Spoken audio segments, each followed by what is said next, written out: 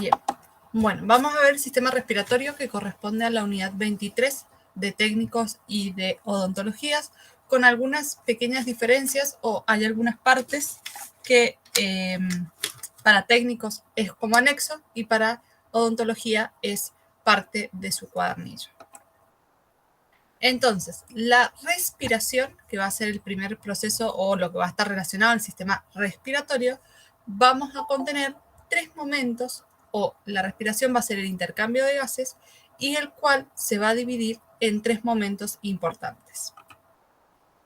El primer momento de la respiración es lo que llamamos ventilación pulmonar, es decir, es el flujo de aire hacia los pulmones y la salida de ellos.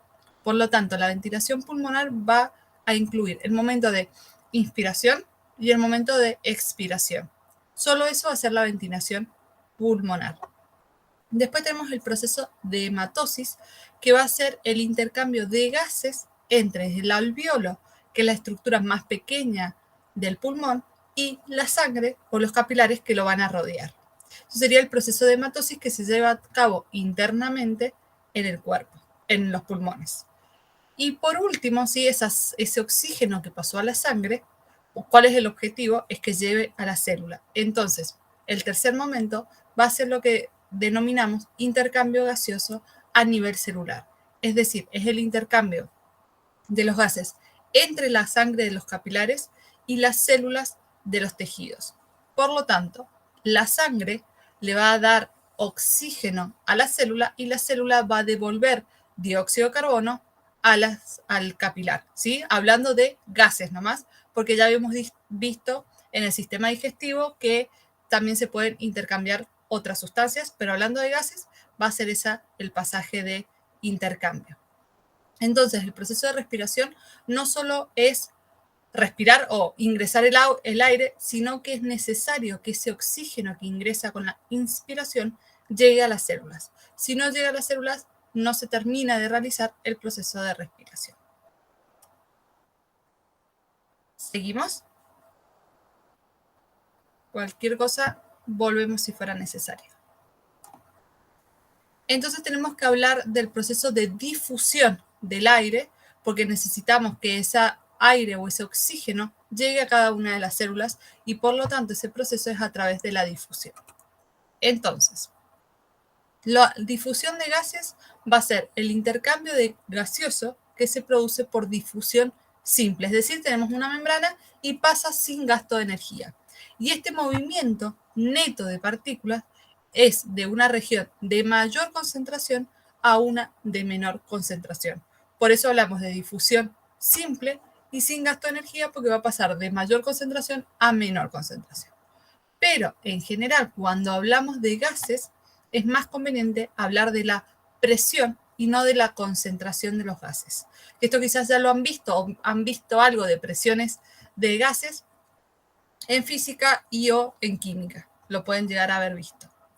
Entonces, como vamos a hablar de la concentración, de la presión de los gases, existe o está la ley de Fick. Esta ley de Fick ustedes la tienen expresada de esta manera, tanto técnicos como odontología, en sus apuntes, pero no lo tienen en los cuadernillos, porque con esto solo es suficiente saberlo. Entonces, con esto es suficiente lo que deben saber. Entonces, la ley de Fick nos va a dar la velocidad con la que una sustancia se desplaza de un punto inicial a un punto final. Entonces, a esa velocidad la vamos a denominar Q. Después tenemos que esta velocidad va a estar formado por el coeficiente de difusión de una sustancia y este va a estar dependiente o va a ser directamente proporcional, va a ser dependiente, al medio, ¿sí? Y la temperatura determinada. No es lo mismo si hay una mayor concentración de un gas que si hay una menor concentración. Y también, como deben haber visto en química, cuando han visto la ley de los gases, siempre les ponen una presión constante, una temperatura constante y un volumen constante. Entonces, esto quiere decir que los gases van a cambiar o su coeficiente de difusión va a cambiar dependiendo de la temperatura. Generalmente, mientras mayor temperatura, mayor difusión van a tener los gases.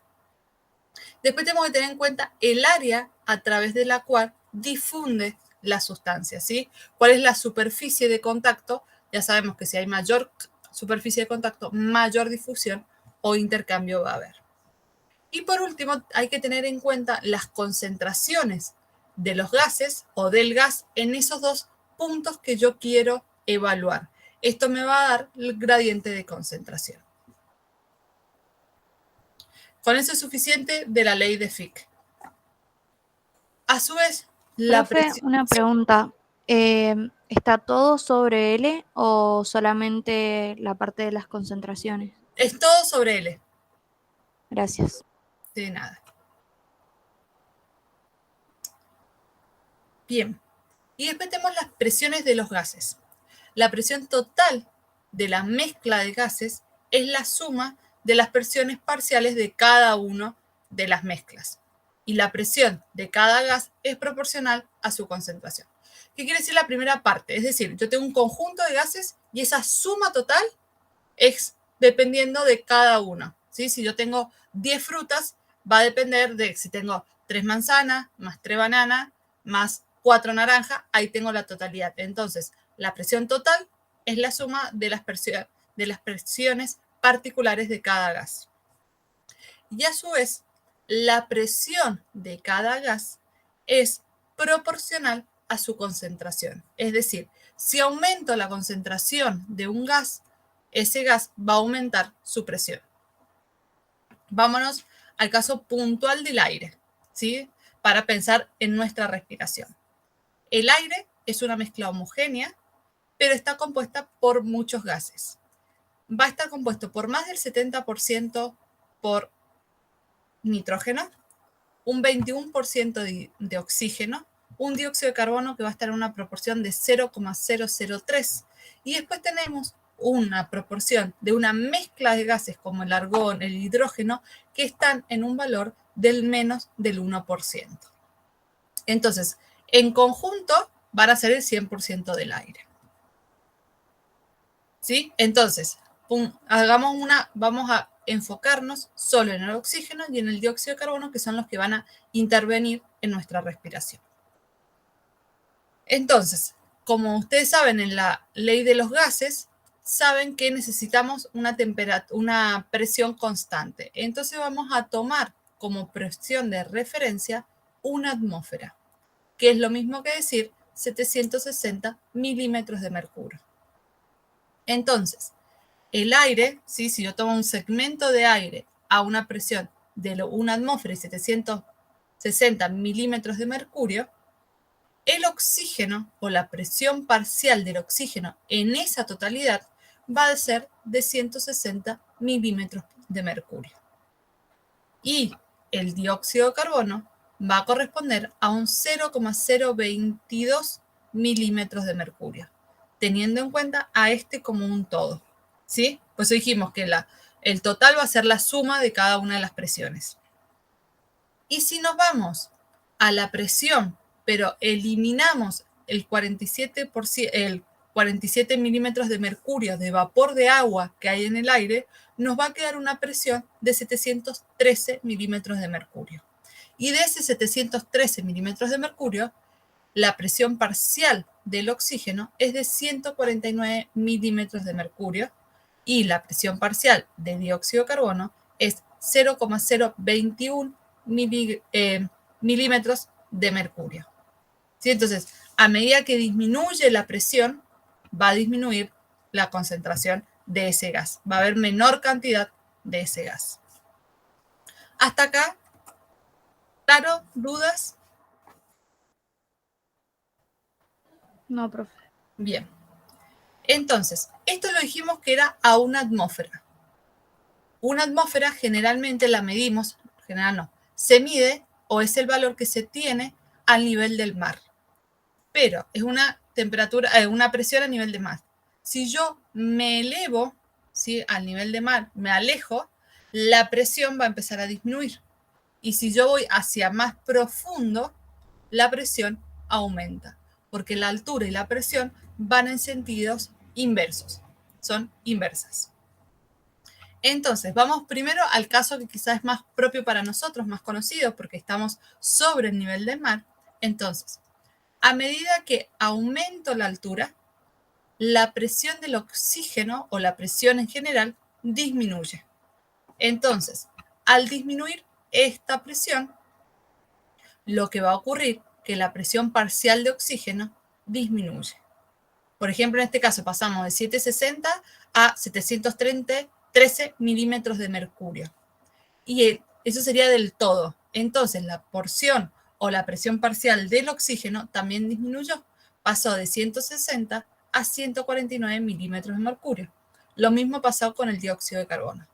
Entonces, si nosotros aumentamos, se produce o en el ambiente se produce una hipoxia ambiental, es decir, hay una disminución, hipo, por debajo, de oxígeno en el ambiente. Y el organismo o los seres vivos necesitamos adaptarnos a esos cambios con algunos cambios fisiológicos. Algunos cambios fisiológicos son momentáneos y hay otros que en algunas personas se pueden volver crónicos o se pueden mantener en el tiempo. Entonces, ¿qué es lo que vamos a hacer? Pensemos nosotros qué nos pasa si empezamos a subir una escalera o empezamos a subir una montaña. Vamos a tener un proceso de hiperventilación. ¿Qué quiere decir? Que vamos a tener una inspiración más grande, que va a durar más tiempo, la expiración también, y a su vez la vamos a hacer de forma más frecuente. Además de hacerla más profunda, es más frecuente. De esta manera, permitimos que ingrese una mayor cantidad de oxígeno al organismo, puntualmente a los pulmones. Sería uno de los primeros casos, sería como el jadeo que podemos llegar a tener. En la segunda opción, o el segundo acción que podemos llegar a hacer, es el aumento del ritmo cardíaco. Este aumento del ritmo cardíaco va a ser de manera involuntaria y al aumentar este ritmo cardíaco hace que haya mayor bombeos y esos mayor bombeos hace que aumente la velocidad de la sangre, por lo tanto llega más rápido o más seguido oxígeno a las células que de la otra manera. En estas condiciones también ocurre que la hemoglobina aumenta su afinidad por el oxígeno, ¿sí? Porque la hemoglobina tiene afinidad por el oxígeno, pero por ejemplo tendría más afinidad por el monóxido de carbono. Por eso se producen las intoxicaciones a veces en invierno por la pérdida de gases. Por lo tanto, va a haber un aumento hacia la afinidad hacia el oxígeno, va a elegir más transportar oxígeno. Y cuando ya es progresivo o es constante este cambio de altura, se puede generar un aumento en el número de los glóbulos rojos que circulan en sangre.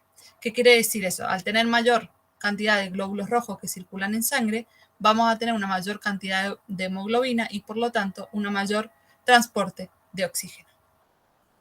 Y en cambio, bajo el nivel del mar va a ocurrir el proceso contrario. Disminuyo la temperatura, aumento la presión.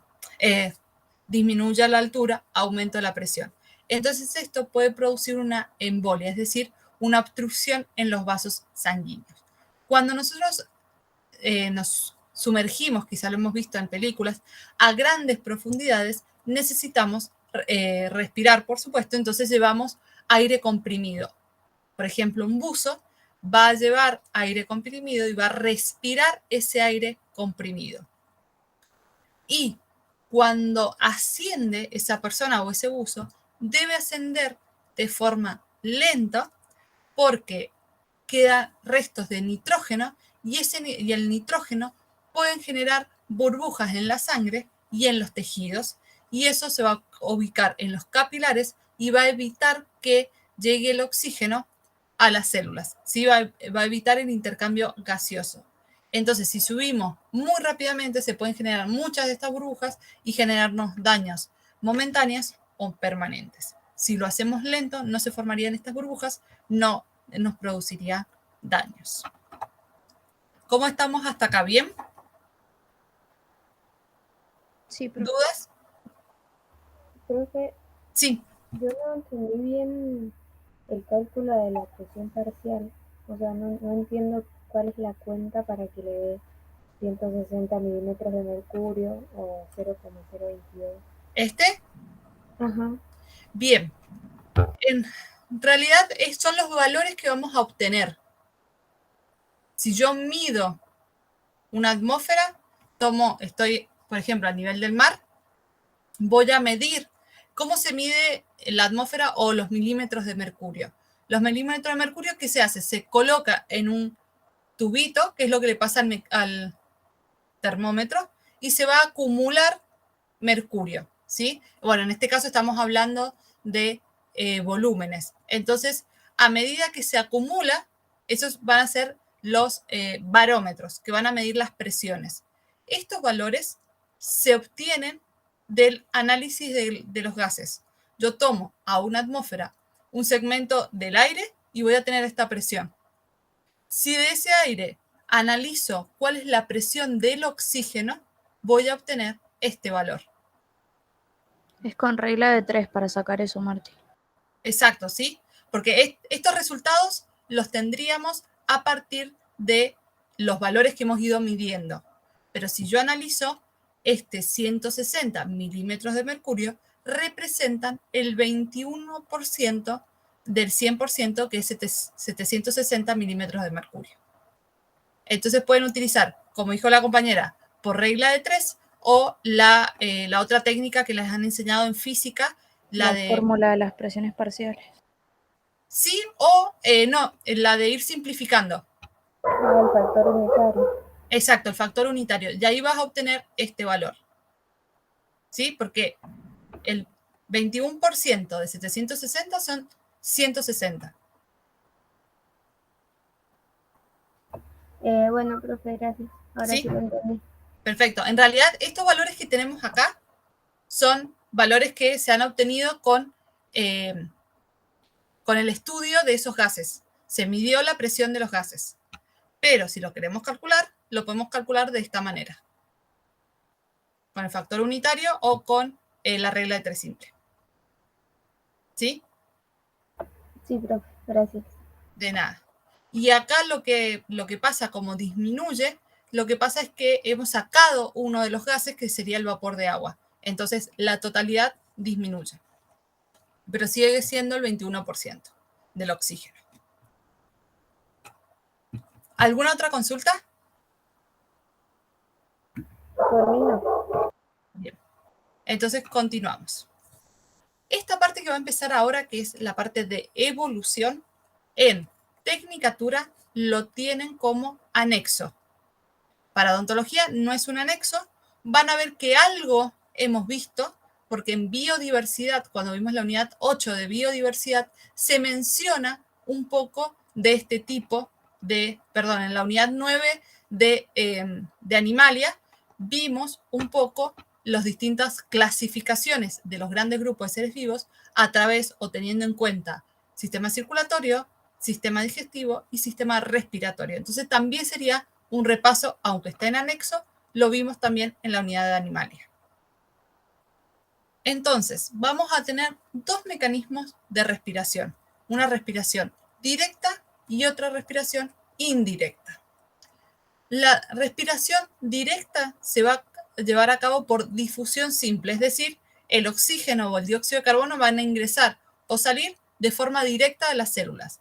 ¿En qué organismos ocurre esto? Son en organismos unicelulares y en organismos pluricelulares, pero que son planos, como por ejemplo la hidra. Entonces, de esa manera, todas las células están en contacto con el medio exterior y permite una difusión simple de intercambio de gases.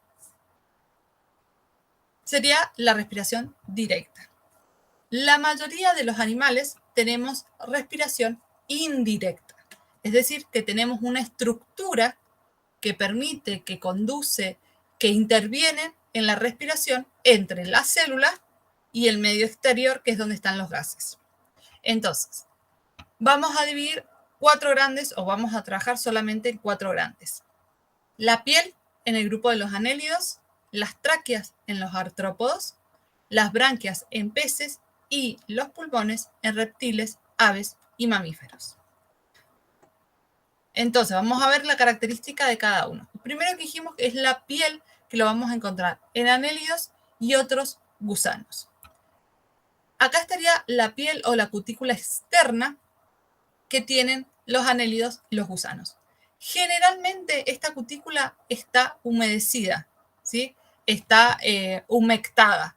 Entonces, eso nos va a permitir el intercambio de gases. Por lo tanto, yo voy a tener a través de la piel un intercambio de gases.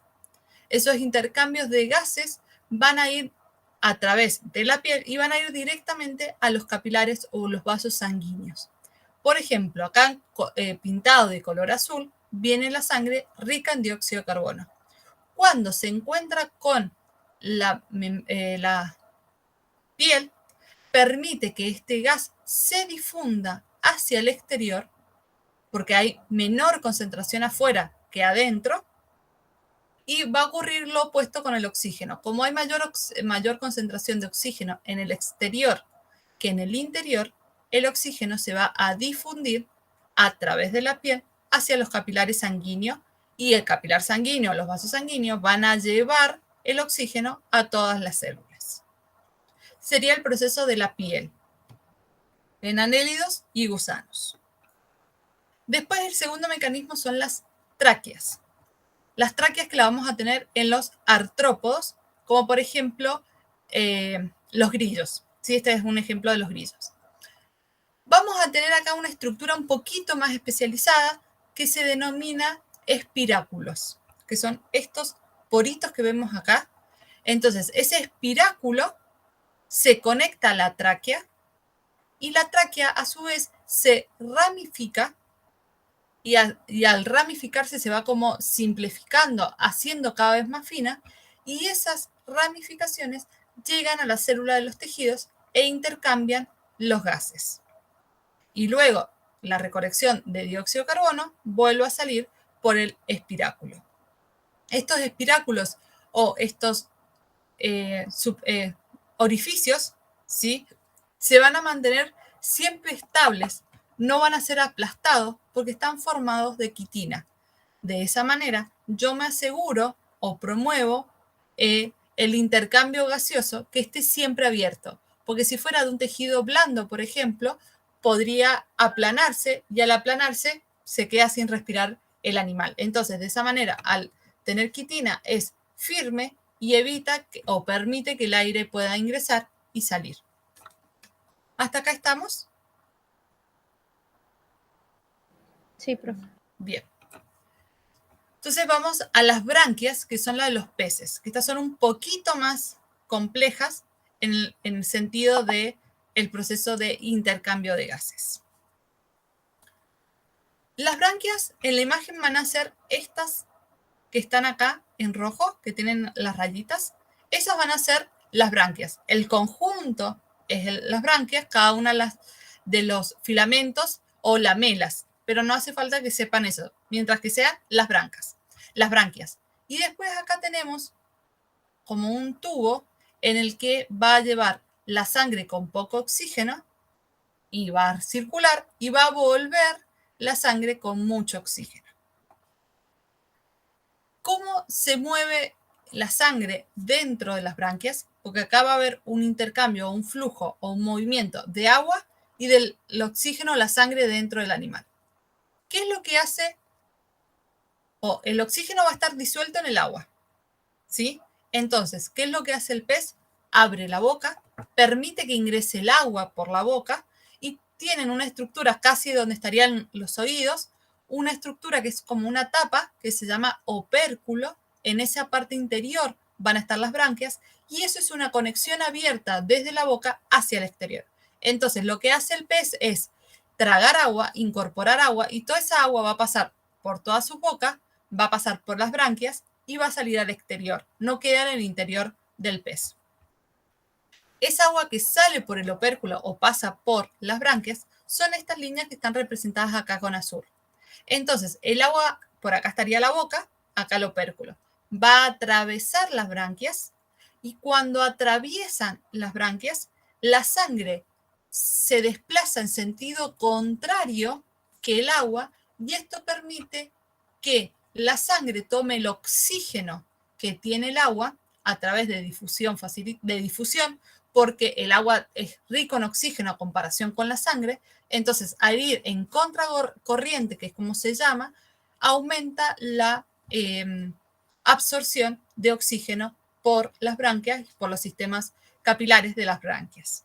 Todo este proceso gasta aproximadamente el 20% de la energía en la ventilación por parte del animal. ¿Se entendieron las branquias, que es medio complejo? Yo no entendí, o sea, entra el agua, Sí, va a las branquias, se produce el intercambio gaseoso y sale el agua, digamos, exacto. con el residuo, sería. Sí, va a salir agua rica en dióxido de carbono y va a ser pobre en oxígeno. Sí, las branquias van a estar quietas, digamos, y el agua va a atravesar por esas branquias. Y cuando atraviesa, intercambia con la sangre. Ahora sí, profe. Ahora sí, perfecto, buenísimo. Bien, y entonces pasamos a los pulmones, que es más o menos lo que nosotros conocemos. Entonces, ¿quiénes van a tener pulmones? Caracoles de tierra, peces pulmonados, anfibios, reptiles, aves y mamíferos. Entonces vamos a tener pulmones, nosotros vamos a ver los pulmones de algunos. Las branquias, no sé si se las mencioné recién, son evaginaciones, van hacia afuera, o sea, dentro del cuerpo, pero es hacia afuera. En cambio, los pulmones son invaginaciones, están dentro del cuerpo y es hacia adentro del organismo, en esa dirección van. Entonces, no van a presentar un flujo continuo como presentan las branquias. Acá en las branquias, por acá está permanentemente circulando la sangre para aprovechar el oxígeno. Entonces, en los pulmones no vamos a tener una corriente continua de sangre o de oxígeno, sino que va a ser por momentos. Y la diferencia de esto es que en el aire, como ya vimos, tenemos un 21% de oxígeno. En cambio, en el agua hay 0,5% de oxígeno. Por lo tanto, la diferencia de concentraciones es muy baja y por lo tanto se difunde mucho menos oxígeno en el agua que en el aire. Y el gasto energético de las branquias era el 20%, la respiración por pulmones representa entre el 1 y el 2% de la energía. Entonces, de esa manera hemos ido evolucionando eficientemente o mejorando la eficiencia en el proceso respiratorio.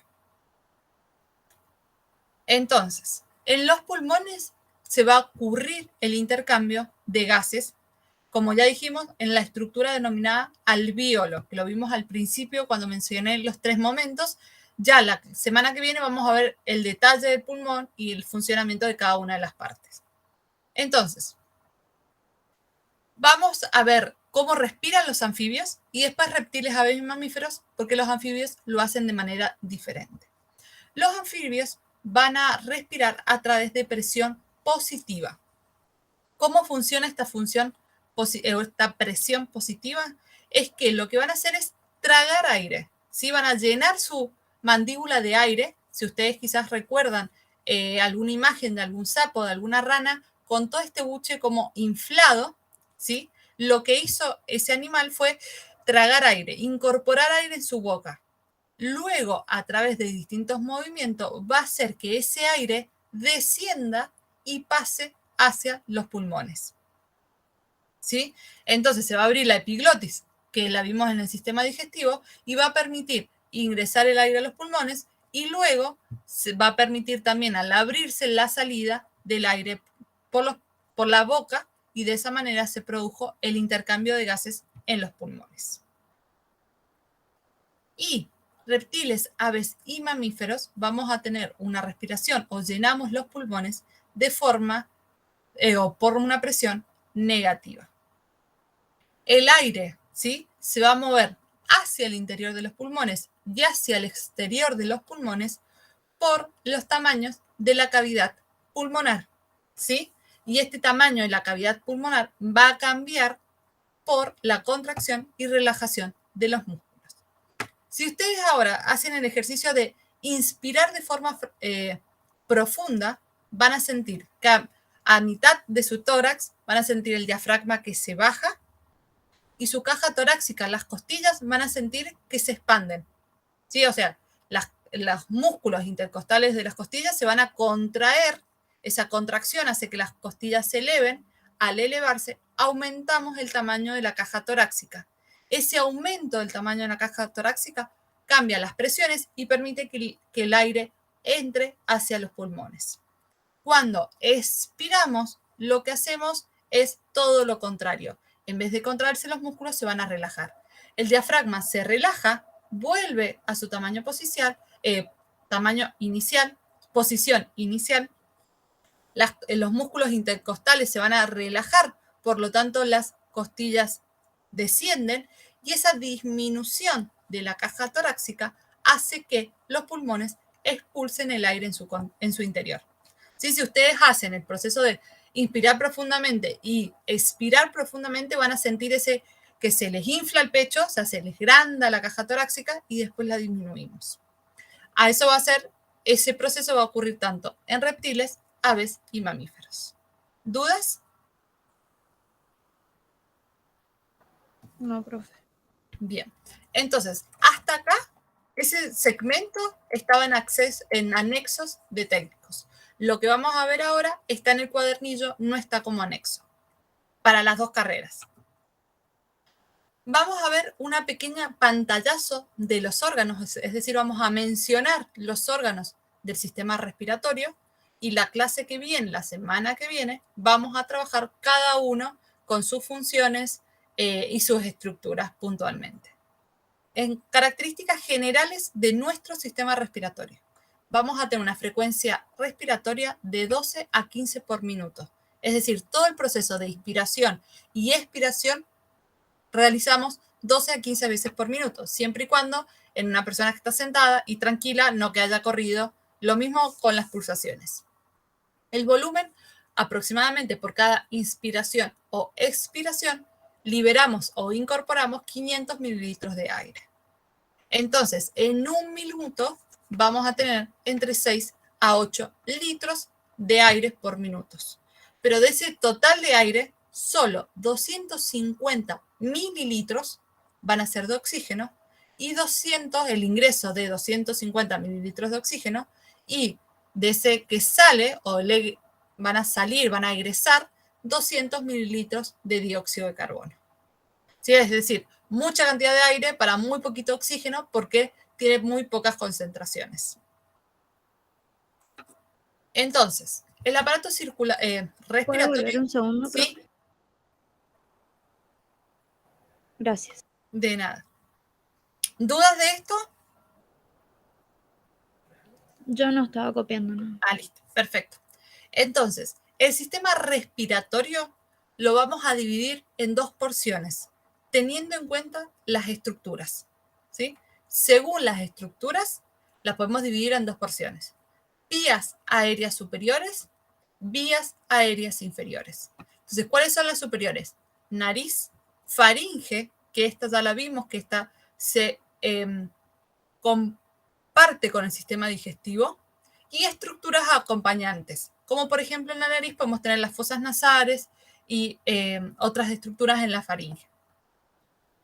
Las vías aéreas inferiores van a ser la laringe, la tráquea, bronquios y ramificaciones y los pulmones. Entonces, estructuralmente lo dividimos lo que está arriba y lo que está abajo.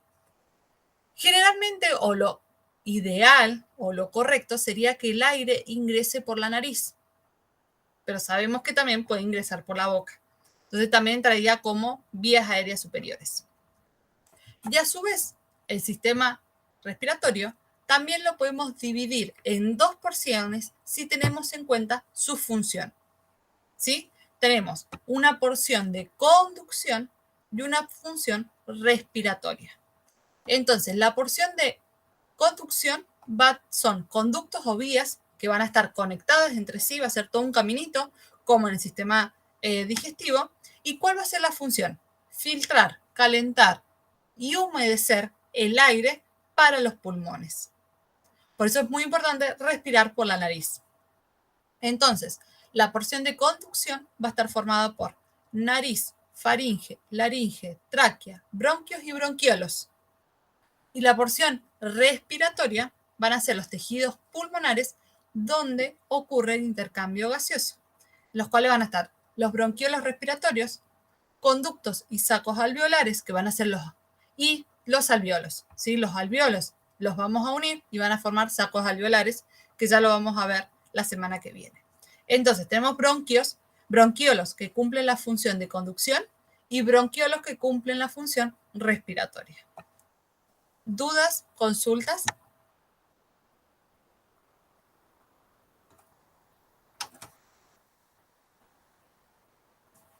Yo no, profe. Bien. Bueno, chicas, hasta acá es la clase de sistema respiratorio, la primera parte de sistema respiratorio.